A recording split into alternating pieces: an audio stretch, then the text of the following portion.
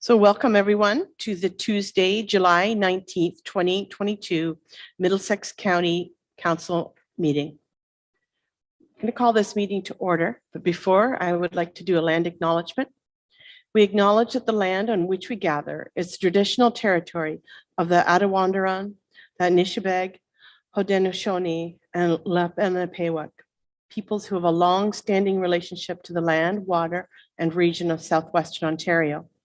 The local First Nation communities of this area include Chippewas of the Thames First Nation, Oneida Nation of the Thames First Nation, and the Munsee Delaware Nation. This building is on land within the areas of Treaty 21 and 29 and the London Township Treaty 6. We value the significant contributions, both in the past and the present, of local and regional First Nations of Turtle Island. We acknowledge the historic and ongoing injustices that Indigenous people endure in Canada, and we affirm our commitment to honoring Indigenous voices, nations, and cultures, and to moving forward in the spirit of reconciliation and respect. When looking at the agenda for this meeting, I reflect that so many of our successful projects are a result of partnership and collaboration.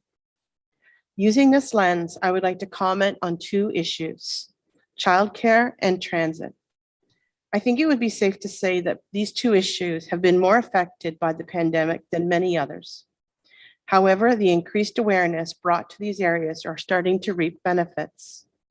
The struggles to provide quality childcare throughout the pandemic put a spotlight on the inequity of compensation to the early years educators who work with our most precious population, our infants and toddlers.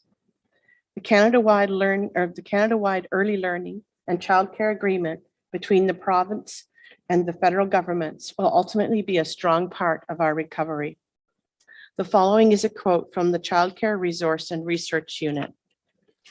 The recognition that reliable, affordable, high-quality childcare is essential not only for our families, children, and women's equality, but also for Canada's economy and future prosperity. The use of this federal funding opportunity to support their intention and the recruitment of high-quality childcare in early years is another great example of collaboration. The use of these federal dollars to encourage and provide future educators an opportunity to receive a quality education in our own county with a bursary will be a game changer for 10 potential students and is a real solution to the real shortage of the early years educators. On a personal note, I feel my mother looking over my shoulder at these times. As a passionate former educator at Fanshawe ECE program, she would have been so pleased and proud of these innovations.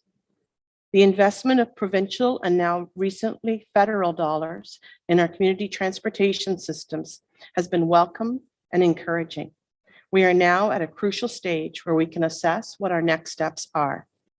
We know that southwestern Ontario is one of the most ideal locations in Canada for piloting a transit system. It is the responsibility of municipal governments of southwestern Ontario to support and grow a local transit system that can be used as a model across Canada. Continued funding for community transportation will allow communities to strategically plan for the future and make long-term investments in their transit services. The grant we see today in front of us is a project that the federal government has earmarked $250 million to support the development of locally driven transit solutions that will help people living in rural communities. Our successful grant application will explore on an on-demand transportation system in the County of Middlesex. Last week, SCORE awarded Dennis Carr and Dillon Consulting as the successful bidder for the RFP for SCT's application to the same funding. At present, Southwest Community Transit, headed by SCORE, works with 8 local transit systems. The goal is to keep connecting these transit systems and to keep identifying challenges and opportunities. At AMO, SCORE will be asking the province to either directly or indirectly take a leadership position through the provision of supports to regional transportation networks, such as SCT. I congratulate the County of Middlesex and SCORE for their successful applications to the Rural Transit Solutions Fund. I would also like to see communication and collaboration through the funding period in order to determine next steps that should be taken to identify funding gaps. County Council should be very proud of its staff and administration for continuing to make our county a better place for everyone. This is one of the most rewarding parts of municipal government, and our council should also be proud of itself for continuing to be innovative and having a vision for the future. Now I'm going to ask council, if there are no objections, we would like to add an item to the agenda at this time, the presentation of the 2022 Warden's Charity Golf Tournament proceeds. So do we need a mover for that? No, we're okay. All right. Okay. Any objections? Thank you. So it's my pleasure to present proceeds from the 2022 Warden's Golf Tournament to two different groups. $3,000 will be going to the Sick Not Weak campaign to help bring awareness in mental health, especially in our younger population. The next group to benefit is our Dorchester VON. Their work is so valuable to our community and so important to our goal of allowing our loved ones to age in place. They care for their clients as well as their families. Thank you so much for all that you do for our community. It's my pleasure to present you with a check totaling $20,000.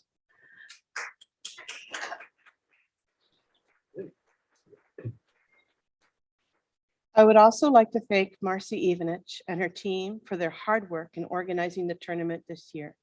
The tournament ran smoothly and was enjoyable due to their extensive planning. Of course, a shout out to our hosts at the Willows Golf Course. The dinner was excellent and we are very lucky to have such beautiful weather. Thanks to everyone who came out and played as well, and thanks to our generous sponsors. And now I think it's time for our check presentation.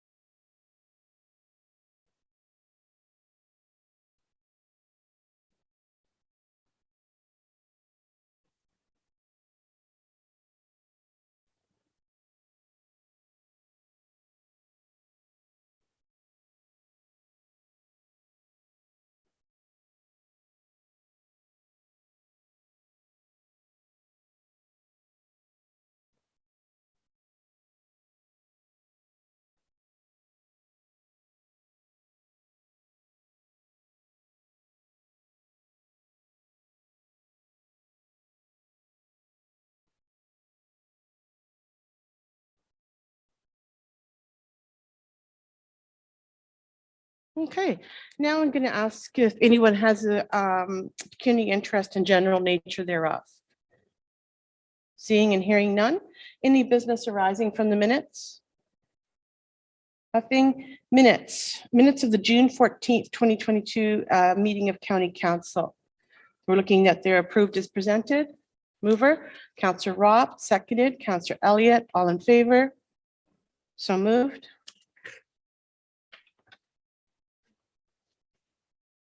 And that they be adopted. Okay. And we're looking now that the same minutes are adopted. So looking for a mover. The recommendation of the committee of the whole. Thank you. Mover. Counselor Smith, seconder. Counselor Burkhart Jessen, all in favor? Okay, now moving on to 5A, audit findings report for the year ended December 31st, 2021. Delegation from Ian Jeffries, the lead audit engagement partner for KPMG. And I see him on the screen there. And welcome, Ian. The floor is yours. Great. Thank you very much. And good afternoon, everybody. I'm going to do a bit of the talking, but Hoda, who is here with me, she's going to do the bulk of it. But Hoda is a new face to all of you. So I'll take the opportunity to introduce Hoda, who's a manager in our office. She joined us back in February and has worked with Cindy and Iwa and myself to pull the audit of the county, EMS and others together. So I'm going to let her walk you through the findings report. She's having technical difficulties, so we're actually going to swap chairs and she's going to sit down. So I'll disappear for a minute, but I'll be here. Thank you, Ian, for your introduction. So I will be walking you through the audit finding report. So if we can go to the next page, you will be able to see the table of content. And then after that, you will be able to see the management team for this year's audit. Next, we're gonna be having a small brief regarding what we're gonna be covering today. In this slide, you can see how we have delivered the audit quality. Next. So basically, this is the highlight of our audit. We have, as of June 27, we have finalized and completed all the audit procedures except for discussing this audit report with you and obtaining an evidence that you have approved the financial statement and received a representation letter. There is no changes in relation to our audit plan. We haven't identified any going concern issue. We're going to be covering in a bit the significant risks and other significant matters. We haven't identified any corrected or uncorrected misstatements. We haven't identified any control deficiencies. If we go to the next page, also, we can also inform you that there was no significant accounting policies or procedures change or new accounting policies or practices this year. We confirm also our independency. Is there any question so far? Perfect. Next, if we go to the next slide, so we're going to be discussing the significant risks. So the first risk that we're going to be covering is the risk of material misstatement due from fraud, resulting from fraudulent revenue recognition. We have rebutted this risk because the revenue is straightforward and the revenue can be tied directly to government funding support. Next risk is the risk of misstatement due to fraud resulting from management override of control. This is a non-rebuttable risk and we are required as per KPMG methodology to cover this risk. So we have covered it by performing journal entry testing and testing other adjusting entries, performing retrospective review for estimate and evaluating any unusual transactions. We haven't identified any issues during our testing. If we go to the next slide, we will be able to see the other areas of focus. The other areas of focus are accounts receivable, deferred revenues and revenues, accounts payable and expenses, tangible capital assets. We have performed the procedures as indicated in our audit planning report. We haven't identified any issues. you will be able to see that there was an increase in revenues, receivables, deferred revenue. Same thing for the payable. There was an increase in the payable and the expenses. Tangible assets also increased along with the depreciation, amortization. We haven't identified any issues during our testing. If we go to the next slide, so for the payroll and employee future benefit, we have received a report from an external actuarial, and we have performed procedures as indicated in the audit planning report, and we haven't identified any issues resulting from our testing. Any questions so far? Perfect. Next, if we go to the next slide, we can also indicate that there was no corrected or uncorrected misstatements. If we go to the next slide as well, we have no comments on the financial statement in terms of presentation or qualitative aspects. If we go to the next slide, please. Now we'll go to the appendices. If we go to Appendix 1, these are the required communications. So we are required to communicate to you the audit quality. Engagement terms, we have already shared with you in previous years the engagement letter, and there's no change. Audit planning report, we have previously shared it with you. Representation letter, we will discuss it in a bit. Same thing as the audit report. Next, if we go to Appendix 2, one more slide, please.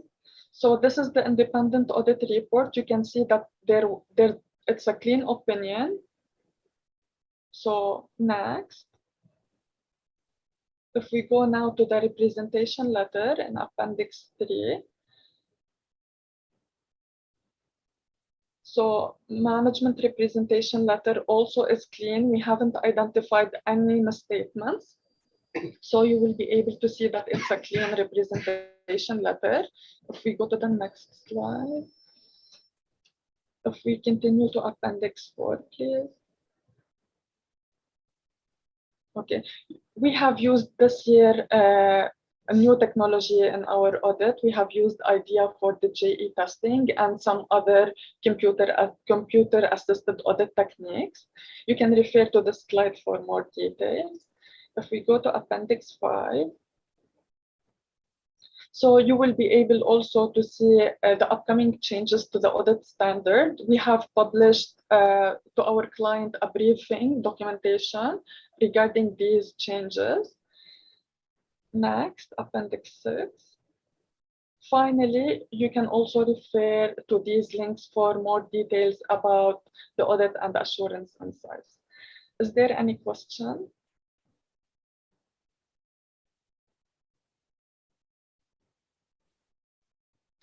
I guess this is it from my end.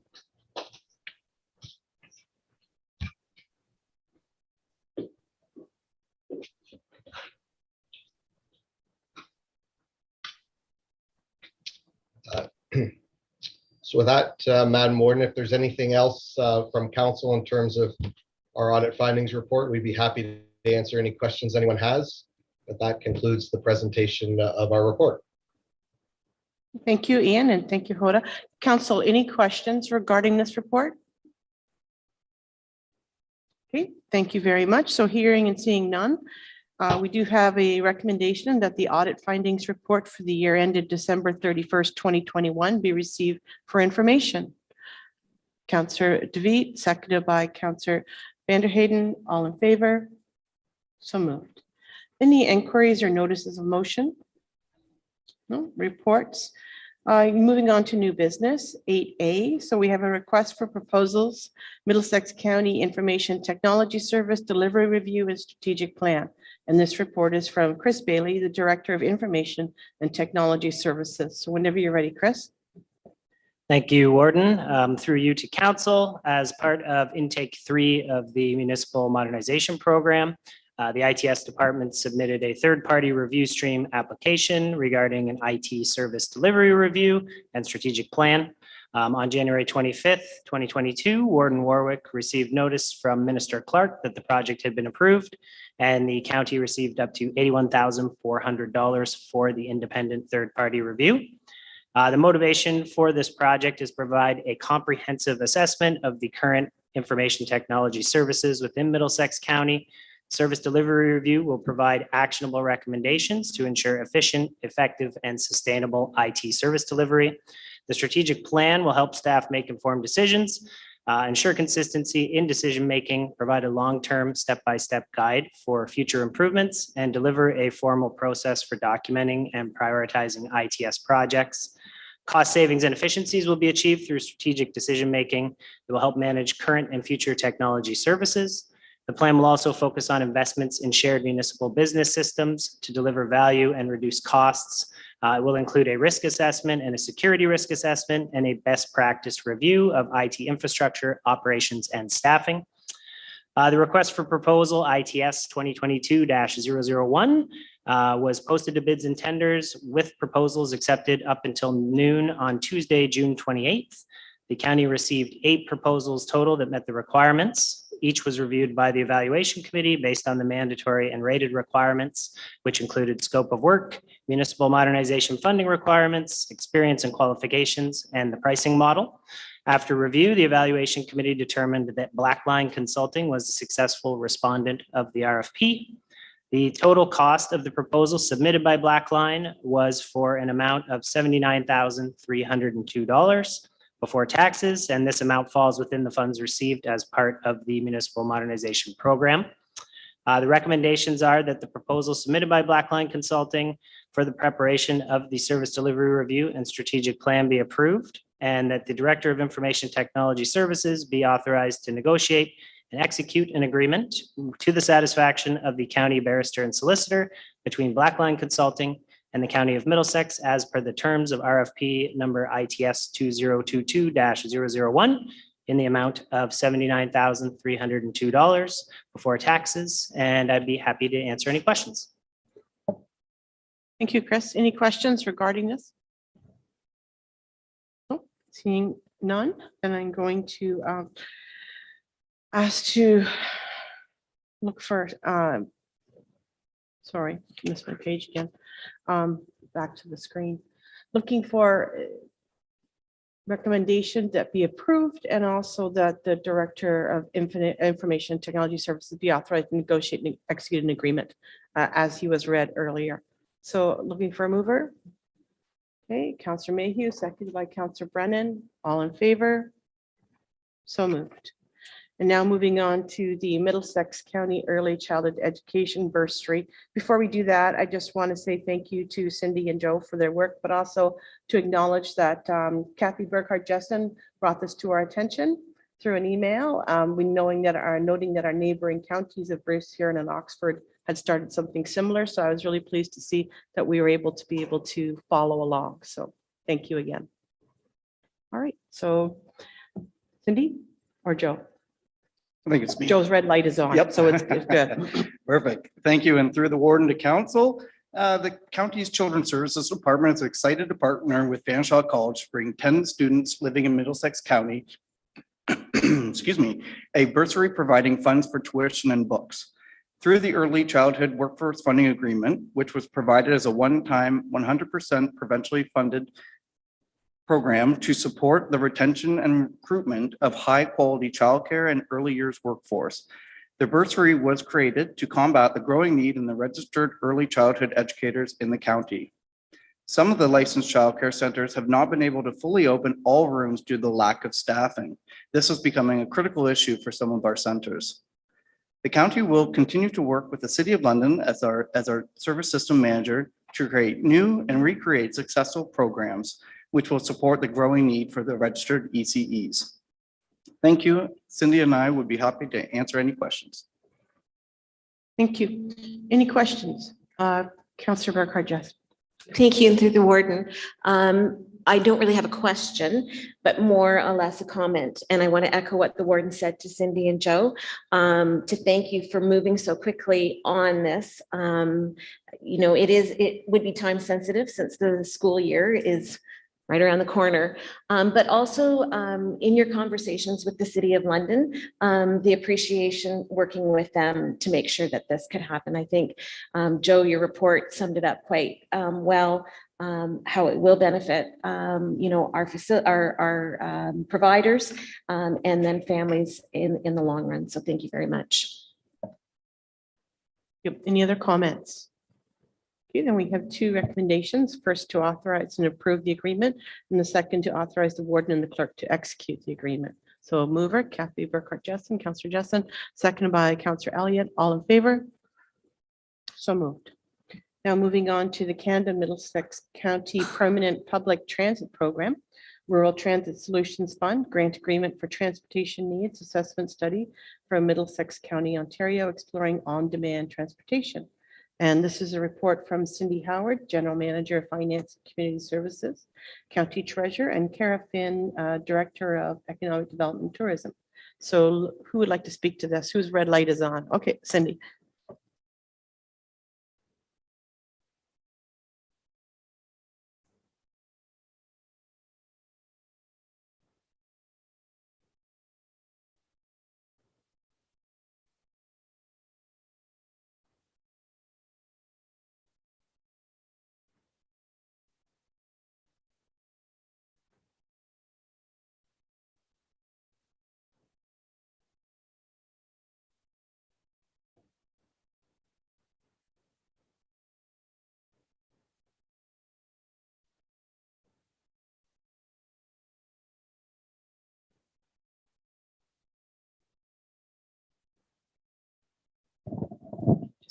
Yeah. Okay. Does it work now? Yeah. Don't touch my screen. How far back do I have to go? Okay. Okay, I'll start over. Through the warden, and thanks to the warden for talking about this funding in your opening remarks. In late 2021, Middlesex County sought funding through Infrastructure Canada's Rural Transit Solutions Fund to explore and plan for a demand response transportation system. On June 30th, 2022, the grant agreement was received from Infrastructure Canada for review and approval. The Middlesex County Transportation Needs Assessment Study will address the issues, gaps, and opportunities that exist across Middlesex-based communities. The purpose of this study will be to collect and offer quantitative and qualitative information on transit needs, barriers, opportunities, and habits of residents across the county. A rural transportation expert consultant will lead the needs assessment study efforts, and a transportation working group will be established that includes representatives from all the lower tier municipalities and relevant community stakeholders. The county was approved for a grant payment of $50,000. The county is required to submit a report upon completion of the planning strategy. At this time, the recommendation is that council authorize and approve the agreement and authorize the warden and clerk to execute the agreement. Cara and I would be happy to answer any questions, and we're very excited about this report and how it also ties into our community transportation project. Okay, thank you. Questions? Councillor Vanderheyden? Yes, thank you through the warden. It's not a question, it's just more comment. I really think this is heading us in the right direction. We've all been working on our own projects throughout, and SCORE knows all about that. They're tracking all of that. So there should be lots of information out there to help us move this forward, because we are all small communities, and we all are in need of some kind of help for the people that really don't have cars and need to get places. So with the projects we already have with the Middlesex route that goes through Town Centre and the one that goes from Sarnia to London, I think that's a good start, but we need to start filling in those gaps. I 100% agree with that. And we have a model that works. So we need to keep building on that. And the more that we can show success, the more we will be able to get more grants and help us to get to that next stage. So thank you for the work you've done on this file. Councillor DeVee? Thank you, Warden, through you to Cindy. Thank you for that report. It certainly is good news. I echo Councillor Vanderheyden's comments about the importance of this project and the need for this kind of a service in our communities. I just want to reinforce that and also add that certainly everyone in our municipality on staff and council will be happy to help move this forward. Thank you. Okay, anybody else? If not, then we have two recommendations in this bylaw the bylaw be introduced to authorize and approve the agreement and also authorize the warden and the clerk to execute the agreement. So looking for a mover. Councillor Richard, seconded by Councillor Corneliuson. All in favor? So moved. Now 8D, Canada-wide Early Learning and Childcare Funding Agreement Template. A report from Cindy Howard, General Manager of Finance and Community Services, County Treasurer, and Deputy CEO Joe Windsor, or Deputy CEO Joe Windsor, Manager of Social Services, and Wayne Maker, County Barrister and Solicitor. So who would like to start? See the red light on? Joe, it's all yours. Yep, perfect. Thank you. And through the warden, I'm not deputy CAO yet, but maybe one day. So on March 28, 2022, the province of Ontario announced that an agreement had been reached with the federal government to support the Canada-wide Early Learning and Childcare Program. This is exciting news for our families in our community. With this agreement, childcare costs for families who are attending licensed childcare centers who have opted into this program will see reduced fees of 25% in 2022 and another 25% by the start of 2023. The fees will continue to incrementally decrease until families will be paying on average $10 per day per child for licensed childcare spaces. Fee subsidy supports will still be available to low-income families in need of support.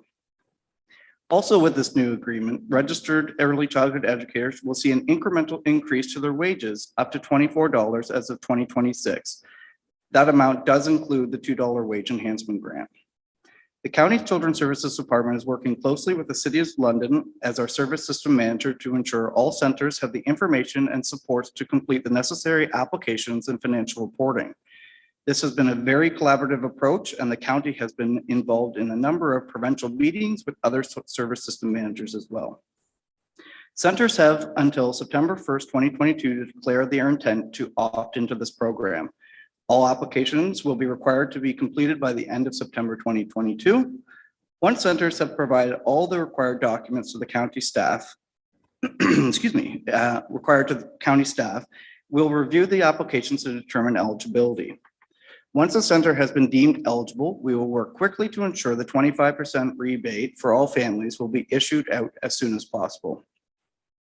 In 2013, the Middlesex County Barrister and Solicitor's Office drafted a county childcare funding agreement form, which was approved by County Council and County appointed a county childcare administrator, the General Manager of Finance and Community Services, with delegated authority to endorse the form approved by the County Barrister and Solicitor with all childcare center operators who qualify for childcare funding. The 2013 form has been used effectively by the county with childcare operators since 2013 to present. With the QUELC funding becoming available, the Children's Services Department took this opportunity to work with the county's barrister and solicitor to create a new agreement which encompasses all childcare funding streams under one new agreement. The agreement secures necessary funding covenants for childcare center operators to the county, with one schedule for each type of childcare funding that any childcare operator may qualify for. Delegated authority is provided for in the updated form for the county childcare administrator to add to or amend the schedules and the agreement where necessary in order to maintain and implement regulatory and eligibility changes that may occur from time to time from the province of Ontario, the government of Canada, or the service system manager, which the county is obligated to implement. With this process, the QUELC program has three distinct funding streams. The fee reduction, which includes retroactive fee rebates and the ongoing fee reduction of parental fees. The workforce compensation, which includes the annual wage increase and minimum wage offset. And finally, administrative costs, which includes expenditures reasonable and necessary for the provisions of the services. All three streams will be directly funded through the QUELP program provided by the province. As you have seen and heard, the QUELP program is a large undertaking. We are working with the City of London as our SSM regarding administrative costs so that we can effectively run the childcare programs. If additional staff are hired, they will be 100% funded from the provincial funding. On recommendation of the General Manager, Finance and Community Services, County Treasurer or Deputy CAO, and the County Barrister and Solicitor, the County Council passes a proposed bylaw scheduled as attached to Schedule A. Thank you. Cindy and I would be happy to answer any questions. Great, thank you. And it's amazing how you can get a promotion and a demotion just with punctuation, isn't it, Joe? All right, Cindy, I think you have an additional comment you'd like to offer? Yes, No, mine's stuck. okay. Okay. Okay, hopefully this will work. Through the warden, you just heard from Joe. There is a lot of work that's required by the county in order to roll this program out. So we currently are in discussions with the City of London in regards to additional work pressures and the need for additional staff. So that's still ongoing. But I do want to point out that if that doesn't come forward, there will be additional pressure put on us. And I may at some point have to come back to council to talk about that. But discussions are ongoing. We're having really good dialogue and conversations. And a lot of the workload and pressure will be around the budgeting piece, looking at the financial statements from each one of these childcare centers. So just want to let you know that there is a lot of additional work. But it really is important that the county continue to deliver this service for our providers. We have the trust of our childcare centers. We know the best interests of our community, and we really look forward to bringing this program to the community. Thank you. CEO Rayburn, go ahead. Cindy, can you just comment just quickly on how much additional work? Like, I know the auditing and the budgeting and all that work has to be done. Is that like a 0.5 or is that a full FTE? Through the warden and to the CAO, I would say minimum is one additional staff, and it definitely I need an additional finance staff at a senior level. We also need to see if there's other additional staff. Will it be a childcare staff or maybe kind of a case assistant? So as you also heard Joe say, we have been on all the calls with the province and all the other service managers. We've been seeing that there's been a lot of job postings out there. The hard part is that this is a transition year. So the City of London as a service manager got funding for 2022, and we're kind of waiting to see what that funding will look like for 2023 and beyond. However, we do know immediately we are looking at a finance positions. We are working with the City of London. Joe and Jessica from HR have already started to put the job description together, so we can turn that around pretty quick. We also have been in conversation with the City of London around a data analyst, and we have received funding. Now that's not through the QUELP funding, that's through other funding. So we're going to be posting that position as well. So as I said, we've had really good conversations with the city because they also understand the pressures that's going to be put on them in order to deliver the system in London. And like I said, other municipalities. So we are really watching other municipalities and seeing what they're doing, what kind of staffing requests that they need. So for example, County of Huron, St. Thomas, everybody that's kind of around us. CEO Rayburn, go ahead. I think it was an important point for Cindy to add on because I didn't want you to be left with the impression that this was just money going out the door, all on the positive side of things. It's a very significant component. I would say to you that the administrative work around the program caught both Cindy and I think I'm not saying anything that she doesn't agree with, caught us both by surprise when the regulations came out about how this money is to be administered. And I would encourage, I think, council, when they get the first opportunity with the new government to talk about, are these really necessary? If we're trying to get money out the door, we don't want to lose a lot of this in administrivia and trying to get this money that's very important out the door. This seems to me, it looks to me very much like a Queen's Park type program where you only talk about the positive side of things, but on the administrative side, this could really be your cost if we can't get the funding from the province to deliver the program. And that's pretty significant dollars that she's talking about whenever so I just wanted council to be aware of that. Counselor Vanderhayden. Thank you. I've been watching all of these numbers coming down and with interest for the last couple of years, and I'm really glad that we're at this point. But to your point there, CEO Rayburn, this is a first year, it's a transition year, you called it. How do we put the message out that, you know, need to streamline in order to get those dollars out? Is this something that we need to do when we talk to the ministers at AMO? Do we even know what we have to say yet? Like, how do we put that into a package so we can actually fight for the dollars to go to our residents?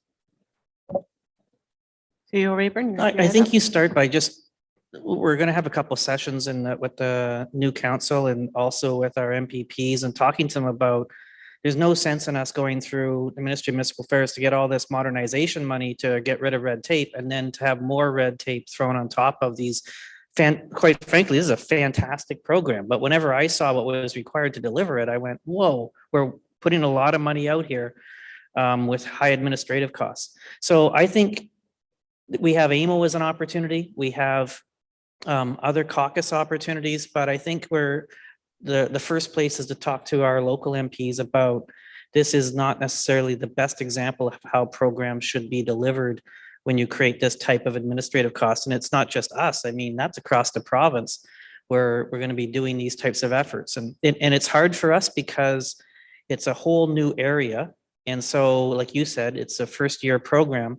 And even finding the right people to do the work is hard. I mean, that's why Cindy mentioned that, you know, the job ad and getting things out and getting on this quickly, because finding the right people to do the childcare piece, but the finance piece at the same time, that's a tough skill set to go find. And everybody's looking for that, you know, unicorn out there right now to do this. So anyways, I would say we started AMO and we're going to be having some meetings with our local MPs in the next month or so. And that's probably where we start. Counselor David. If two things, if I may, to add to our CAO's comments. With respect to with AMO, I raised this at our board meeting in June. Awareness of this was fairly low, I would think. That's my reaction to what I saw around the room. But it's on the table now with staff, so I think they're going to be digging into it. The other part I wanted to mention was through you, Warden, to staff. Maybe you can provide some clarity too, but in my thinking my understanding is that not everyone is going to be jumping on board immediately. And the other part is we're here today, but we need to get here. That work curve, I don't think is going to get any flatter in the nearer term. Am I out to lunch, or can you elaborate and maybe clarify, make sure I'm understanding this properly? Through the warden to counselor, and Joe, you can comment after if you think you need to add anything. But in terms of if everybody will jump on board, there has been discussion with the for-profit childcare centers, especially in a lot of regions other than the London Middlesex region, about whether they want to be part of this program or not, because it is kind of intrusive in the kind of questions and the financial statements and the information that we at the county have to ask. For example, how much profit are you making? That type of thing. So we have heard indirectly from one of our for-profit centers that they are considering not opting in, but so far that's been kind of like an unofficial one. We'll wait until we actually put the documents out there. We ask for them with the deadlines to opt in, opt out, which is in September, and we can come back to council to have more of a fulsome discussion. I know on some of the calls that I've been with some other municipalities, that is a real concern in some others. And we've seen some newspaper articles. I think I've passed a few of those around. I believe in Toronto, Grey County, some of those, there's been a lot of concern expressed for the for-profit. I also know that the for-profit have also got together and are having conversations, and that also is in our region to talk about that. So we are working closely with our childcare centers, and there has been information sessions. Joe attended one this morning, and there's 2 more to go. We also will be meeting at the county with our childcare centers to talk a little bit more about it, make sure they understand all of the rules. As you can imagine, our policy and procedures, I think it's close to almost 90 pages. So I was just reviewing that with Joe last night. So there's a lot of information they have to take in. There's a lot of information they have to read in order to understand if they want to opt in and if they want to opt out. So, and I would have to say a big shout out to Joe, to Kelly, and to the City of London. We really worked collaboratively as a team. And this is the first time I could say so much. that we've seen that. We offer something, the City of London, obviously they have more staff. They offer a lot as well, but it was really collaborative and it was really nice to see. However, I will emphasize again that it is a lot of work as we go forward. Thank you. Follow up? Just to say thanks. That's a great answer. Helps a lot. Thank you. Okay, Councillor Burkhardt, Jess. Thank you, and through the warden. Actually, Councillor DeVete brought up exactly what I was going to bring up about the opt-in and how you kind of see that playing out. Cindy, you always do a great job of keeping council up to date. So if we can make sure that that is definitely part of the reporting, because I think, again, that's good information to be taking back to the province. And then to your point and Bill's emphasis on speaking to the province, you know, as a county, as a council, as an administrative staff, we have been extremely vocal about our support of the modernization that municipal affairs has rolled out. And with that in mind, I think as we watch this play out and we can document the perhaps the unintended consequences of the program, of the demands on our own staff and the costs that might be incurred because of that, I think that we would have a very valid voice going back to the province with that sort of information. No, and I think to be perfectly fair, I think the province looks for that too. I think that when they put a program out, especially with something as significant and as long awaited as this program, we know that our fellow provinces had struggles rolling it out. We're going to be the same. So it is a lot of work, but I think at the end of the day, the idea behind it is well worth pursuing. So any other questions? So we do have a recommendation with 1, 2, 3, 4, 5. Oh, sorry, Cindy.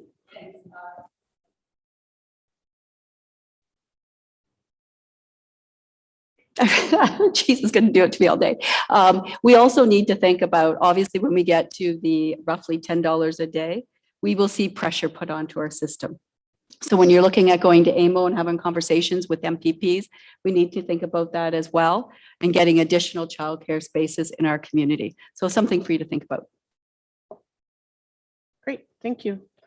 And I know that when we are in that position that we do have to talk to the province, you will properly prepare us with the information that we need to do the most impact. So I think, you know, again, as a team that we'll be able to get that message across. So thank you again.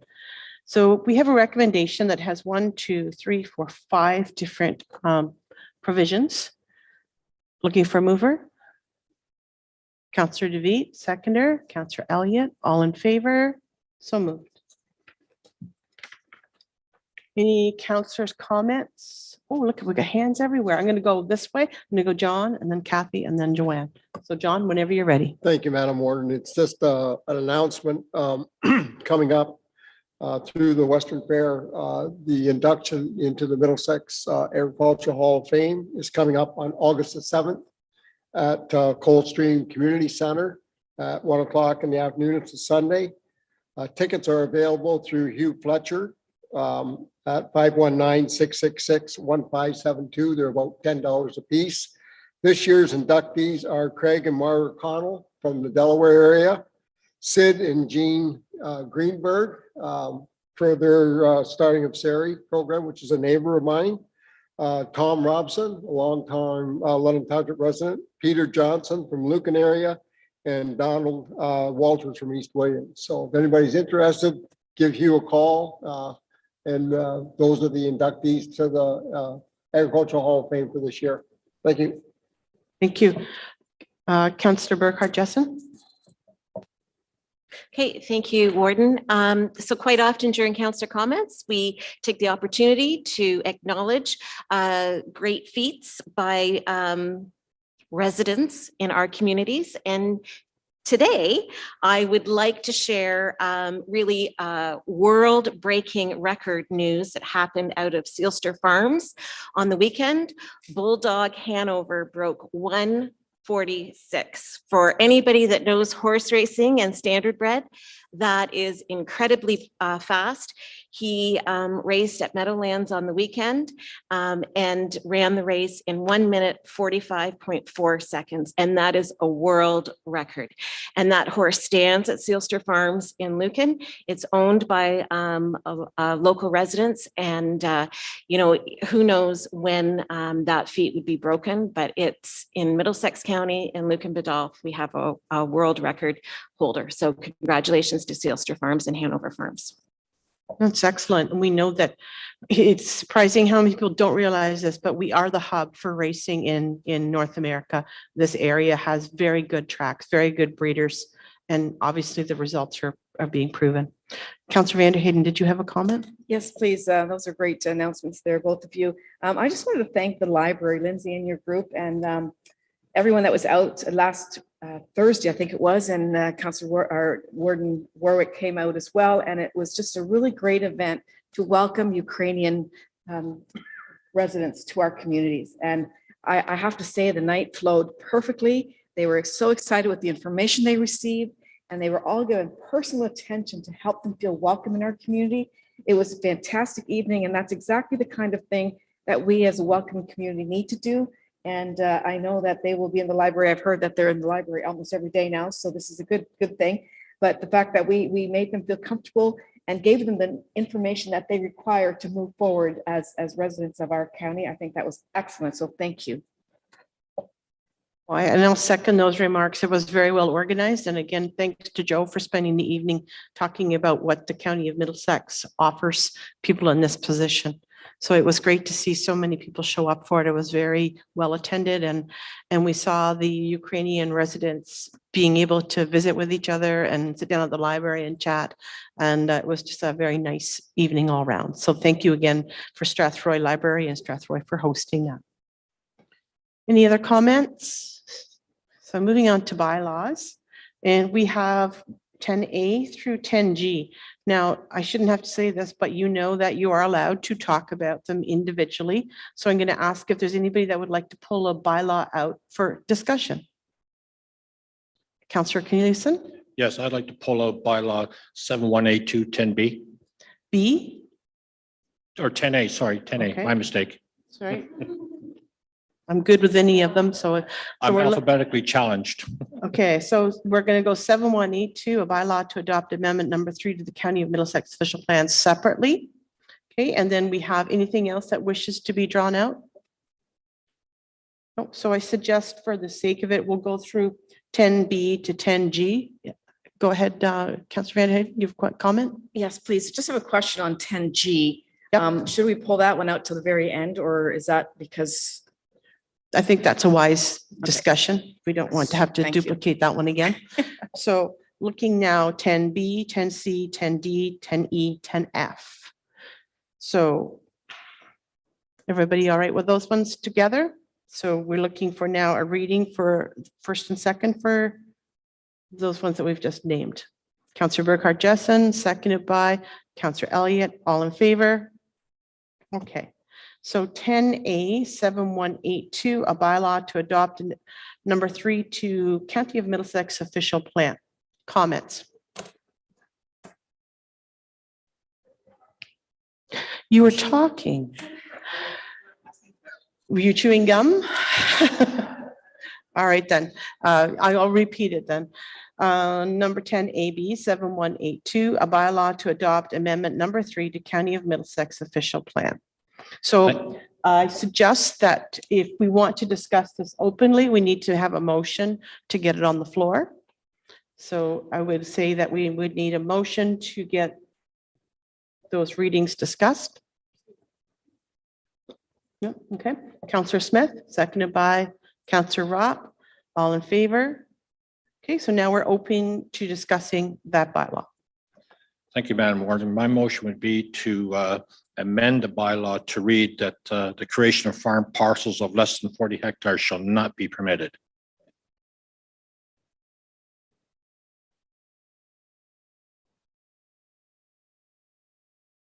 Councillor Richards?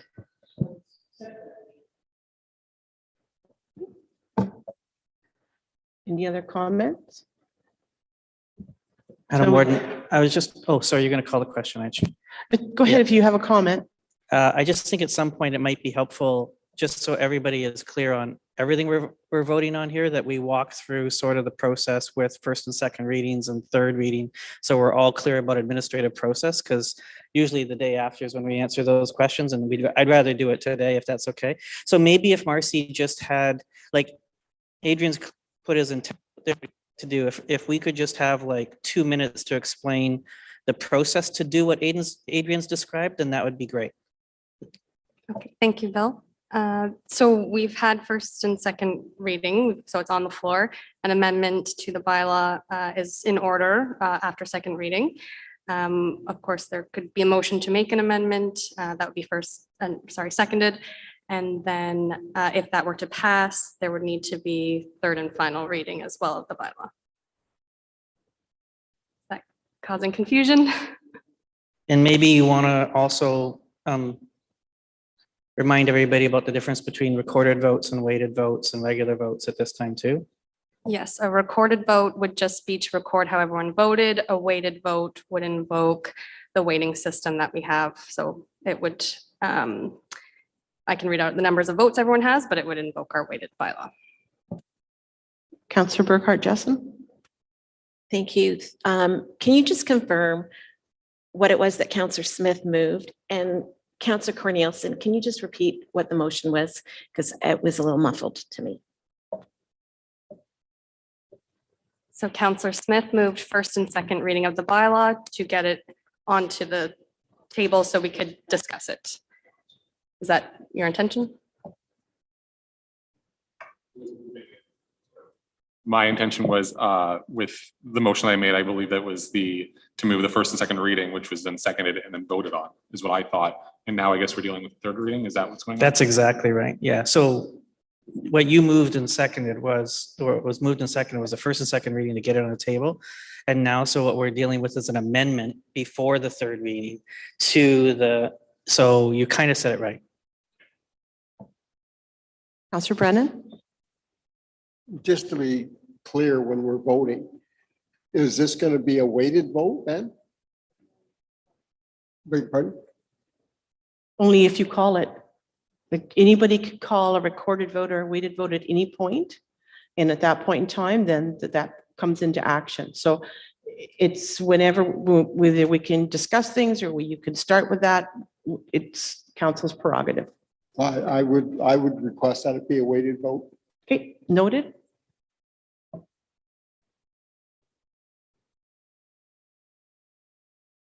Councillor Vanderhayden. I agree it should be a recorded and weighted vote so that everybody is on the same page. And I also agree with the amendment that was produced, because I think this is important for our agricultural community. It's important for all of us because this stretches across this county. So we had a lot of discussions last time, so I'm not straying from what I mentioned then. And if anybody wants me to reiterate, I can, but at this point, I'm just going to say I'm going to be supporting the amendment on the bylaw. So we've got a request for a recorded vote, a request for a weighted vote. We've got the bylaw amended, the first and second reading amended. And clerk, would you like to add anything extra to? I would like to the slow down and synopsis? read out what the amended motion is, the motion to amend is. So would you like me to read out? I think that's good. Okay, so perhaps that reference to 20 hectares in section 3.3.2 and section 4.5.3.4 of Schedule A, being official plan amendment number 3, be struck out and replaced with 40 hectares. So it's my understanding we had a mover, I just want to check. We had a mover and a seconder for that. Yep, okay. Yep, Richard. So Councillor Smith, go ahead. If I could, through the warden, I too won't go through the reasons why I put forward the motion for the minimum parcel size to be 20 hectares as it was moved and seconded and carried at the last meeting. I will, however, say I am quite disappointed seeing that this will be a weighted vote, assuming that everyone's vote will be the same. At the previous meeting, reading through the minutes, it was moved and seconded, and it was defeated to keep the farm size at 40 hectares. And then it was moved and seconded, and it was carried to reduce it to the 20 hectares. If all the votes are the exact same today, I feel like the democracy of this council is not being upheld, considering a weighted vote will change the outcome of that, and it is very disappointing. Comments? Any other comments? Councillor Mayhew. Okay, thank you, Madam Warden, very much. Yes, I too support Curtis in his motion. I've looked at this very intently. I have always advocated that the two most important industries in my municipality are farming first and trucking second. So I'm very much aware of the importance of agriculture, but the case studies that I've examined and looked at is that the requests for these smaller farm parcels are not coming from the city. They're coming from the children of farmers. They're coming from farm families, and it's an avenue to gain entrance. It's a vehicle to start a life in a rural environment. And I think it is extremely important. No one wants to cut 50 acres of grass. This land will not be taken out of production. Minimum distance separations will still be advocated and obeyed by. And I'd like to mention the fact that not all land in Middlesex County is prime agricultural land. From an historical point of view, this heavier clay land was once pasture, and the fences are still up, and it's not prime in agricultural land. It's heavy land and difficult to grow crops, and this is where a lot of these severances will be attained through smaller farm sizes. It's not to diminish the importance of farming or the importance of fruit production. There's many avenues that are not being looked at in terms of sustaining our food supply. And it's not acreage, it's actually the producing of the farm byproducts into edible sources is fundamentally important to our supply of food. When I look around at Campbell's and Listowel and Hines and Leamington, and the fruit growing areas of Niagara Falls have been replaced by wineries, that's perhaps more dangerous to our food supply than a smaller severance. And when I look at the neighbors of Middlesex County in Lambton, Kent, Sarnia, Lambton rather, and Kent County, they have gone to a smaller size farm and with great success, and it certainly hasn't diminished the farm values or the farming or the crop productivity in those two counties. But I thank Councillor Hay for his courage in bringing that forward, and I too am somewhat disappointed in the weighted vote, but that is part of the constitution of our governance here, and it has to be respected. I fully realize that. Thank you. Thank you. And I see Councillor Elliott and then Councillor Burkhart-Jessen. Thank you. And through the warden, I would echo Councillor Smith's comments as well. One thing that I had commented on at our last meeting was how agriculture and the industry is changing. And that's very much so. And as we set our official plan to 2046, in the next 25 years, agriculture is going to continue to change.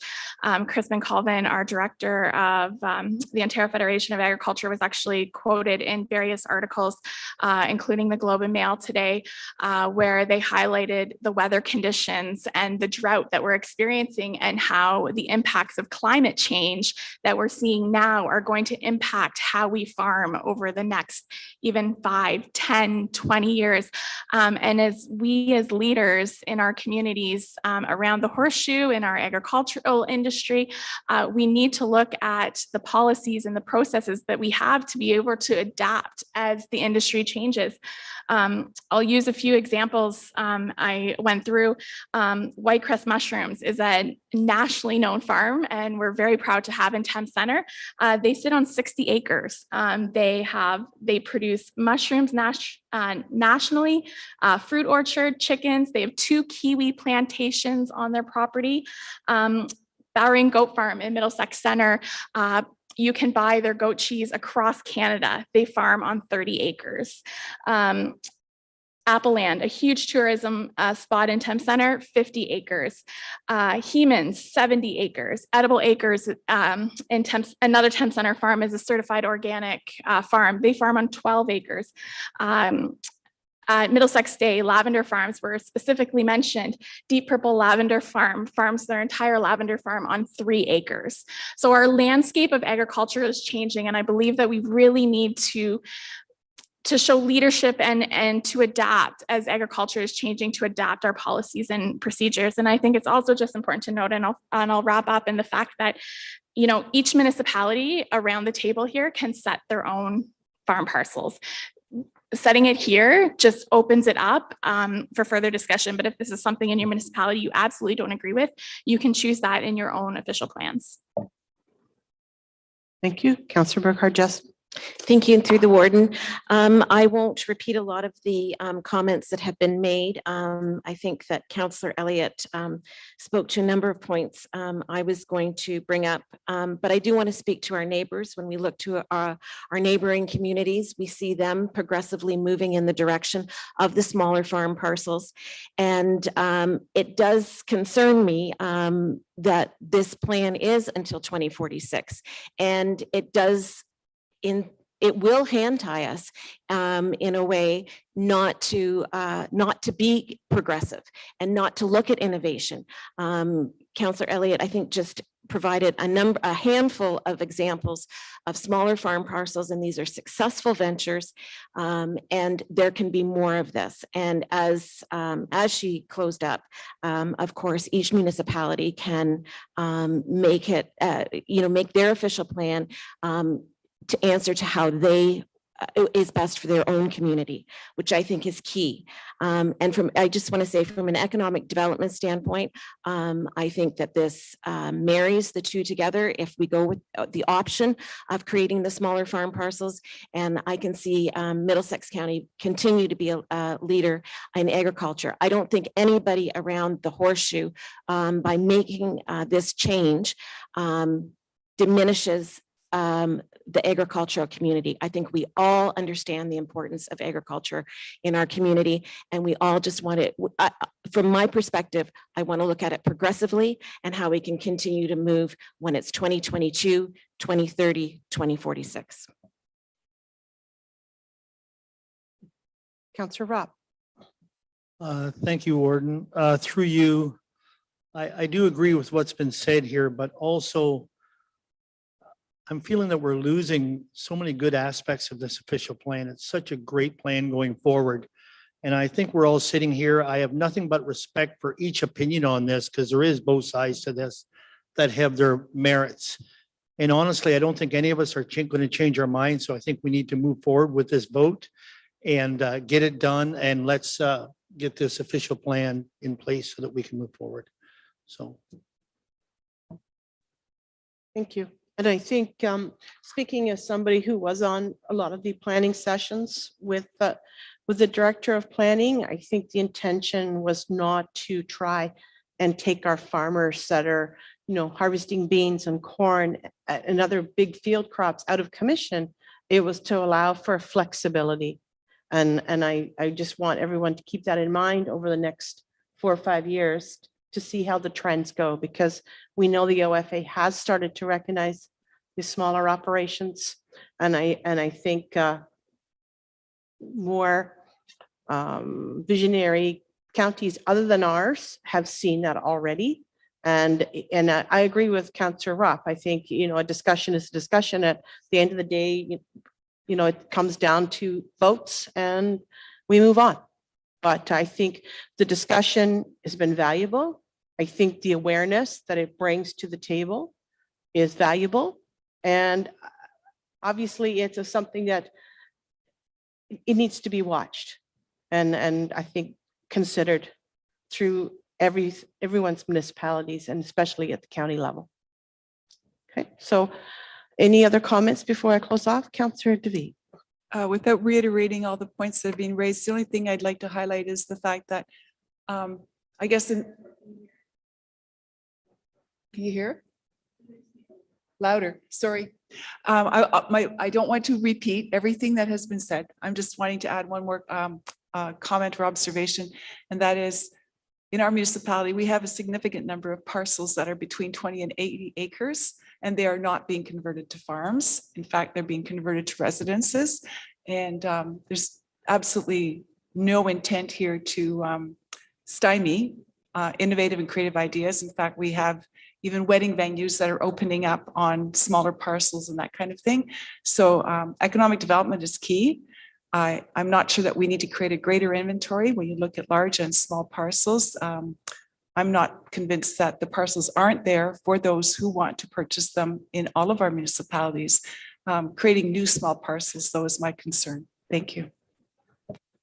Thank you. Any other comments?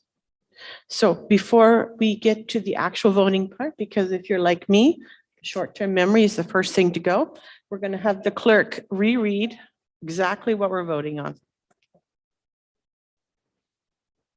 So the motion is that reference to 20 hectares in section 3.3.2 and section 4.5.3.4 of Schedule A, being official plan amendment number 3, be struck out and replaced with 40 hectares. And Warden, from a process point of view, since we talked about short-term memory, I'm just going to remind everybody we're voting on that amendment right now with a weighted vote. And then there will be another vote for the third and final reading of the whole bylaw, just so we're all clear. Right, Marcy? Correct.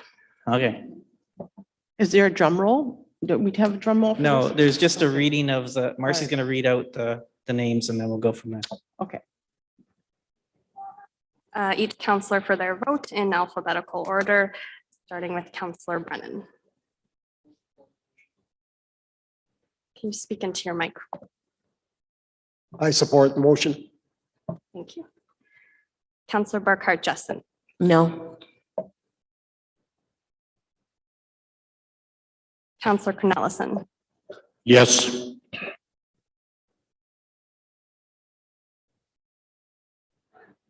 Counselor DeVeet. I support Cornelison's motion. Counselor Elliott. No. Counselor Mayhew.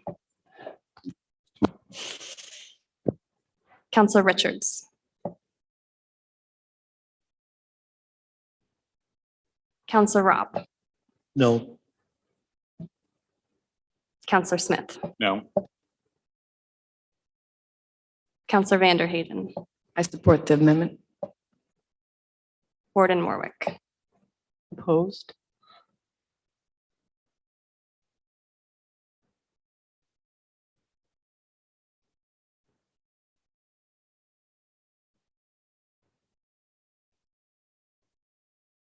One moment.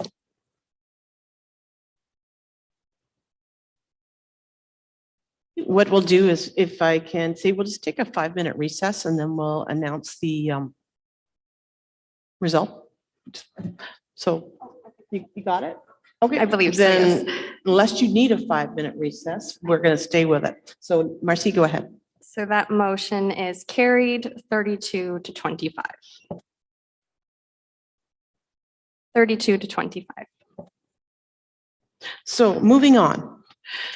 Now we have the third and final reading. Actually, do you want me to do the confirmatory, the bylaw 7188 first and second, or do it all together? Okay, separate. Okay. So then 10B to 10F, you want to do a third reading now? Done that. Okay, good. I just want to make sure. I'm like, I don't want to miss anything. And I know we have a lot of viewers, so I don't want them to miss anything. So we've got now 10A 7182. As amended. Yep. And then 10G 71, no, We're separate. just going to deal with 7182, I would recommend. So that is as amended. Okay. Mover. Like Just the 7182. official plan without the amendment? No, with the amendment. Yeah, that's what I mean, but without the first amendment, but the second, it's like commandments. So as we have just voted on, we are now looking at the third reading. Correct.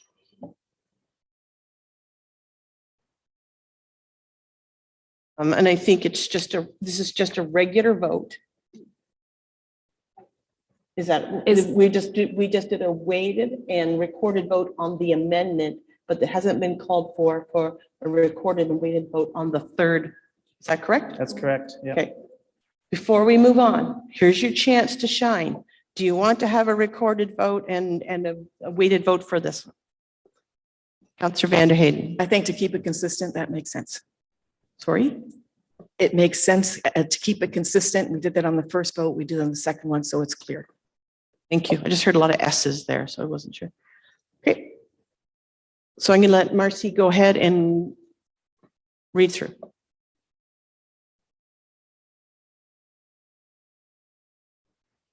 Councillor Brennan, Yes.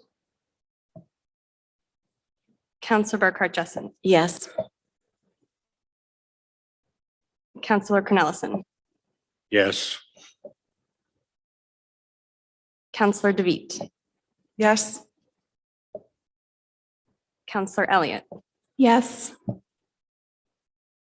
Councillor Mayhew,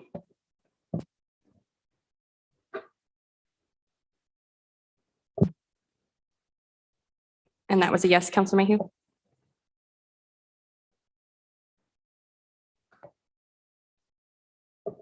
Yes.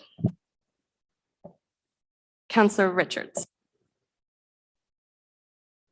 Councillor Rob, Yes. Councillor Smith, Councillor Vanderhayden, Yes.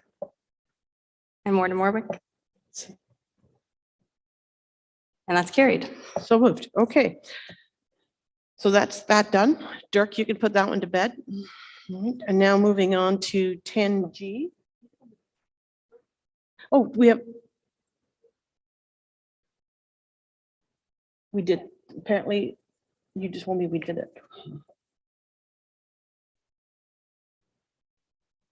Sorry, we just need third and, or we need to do for the confirming bylaw only. First and second? Okay, sorry. That's what I. And who was the mover and seconder for third and final reading of the vote we just called? It was Vanderhayden. So it's a bit like fill in the blanks. Okay, so now we're going to go 7B to 10B to 10F. And that will be for the third and final reading of those bylaws, Marcy? Yes. Mover. Councillor Vanderhayden, seconded by Councillor Cornelison. All in favor? Great. Now moving on to 10G, which we haven't got a first and second or a third. So I'm going to go first with the first and second for 7188. Councillor Elliott, seconded by Councillor Richards. All in favor? Okay. Third reading. Mover, Councillor Mayhew, seconded by Councillor DeVitt. All in favor? So moved. Now we're going to all turn the page. We're going to Committee of the Whole. So could I have a mover that the Committee of the Whole convene at 2:18 p.m. Mover? Councillor Richards, seconded by Councillor Vanderhayden. All in favor? So moved. And our first Madam Warden, report. can we have a 5-minute break? Just, I'm sorry, could we have a quick wellness break, just 5 minutes? did you need a break for 10 minutes? Okay. Yeah, I don't- for Five some is rea- good. For some reason, I can't hear it very well. Okay. I don't know. It's fuzzy sounding. So we have a move for 10 minutes or 5 minutes? 5 minutes. Okay, so 5-minute recess. Councillor Elliott, seconded by Councillor